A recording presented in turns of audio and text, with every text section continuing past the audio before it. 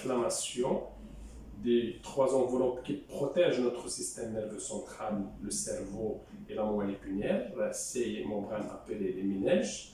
Cette inflammation est due à des agents pathogènes, les bactéries. Les plus fréquents, c'est la Neisseria meningitidis, responsable de la méningocoque. Il y a l'Haemophilus influenza et la pneumocoque. Pour les virus, il y a la famille des entérovirus et aussi la famille des herpès viridae. Pour les parasites, il y a un seul exemple d'un parasite, c'est le Cryptococcus neoformans, qu'on rencontre souvent chez les immunodéprimés.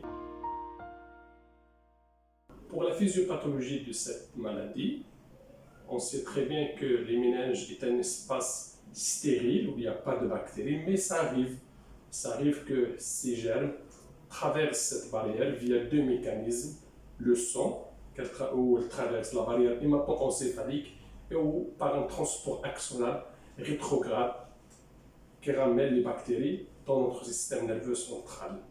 Il y a la transmission aérienne facilitée par la promiscuité et cette transmission aérienne qui explique qu'on rencontre de temps en temps des épidémies dans les collectivités, l'exemple des écoles et des crèches.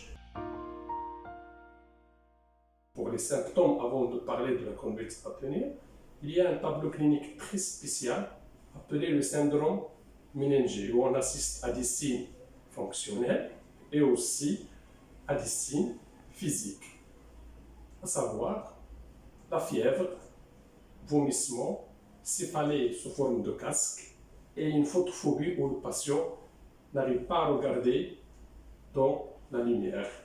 Pour les signes physiques, c'est une raideur de la nuque qui reste un symptôme spectaculaire, mais on assiste aussi à des symptômes d'aggravation ou de complications, convulsions, troubles de conscience, coma, une éruption cutanée purpura alors il s'agit des méningites à méningocoque.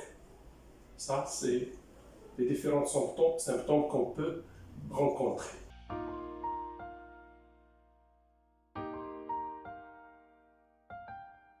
Pour la conduite à tenir, lors de l'apparition de ces symptômes, les parents, les enseignants doivent en urgence transporter le malade dans un hôpital, dans une unité de soins, pour qu'il soit pris en charge par le médecin, suivant le protocole national, traitement immédiat par une antibiothérapie probabiliste, la réalisation d'une ponction lombaire au niveau des lombaires aussi, et un prélèvement de liquide céphalorachidien qui sera acheminé au laboratoire pour la réalisation des diagnostics des germes responsables et aussi des traitements adéquats. Et il ne faut pas oublier que dans notre calendrier de vaccination marocaine, on a presque un calendrier qui contient des vaccins contre les trois grands germes responsables de la méningite en général. On a le vaccin contre la Neisseria meningitidis, on a aussi le vaccin contre pneumocoque et le vaccin contre Haemophilus influenza. Et il y a aussi le vaccin contre différents virus, polio, la rage, coqueluche, qui peuvent engendrer ou donner des méningites virales.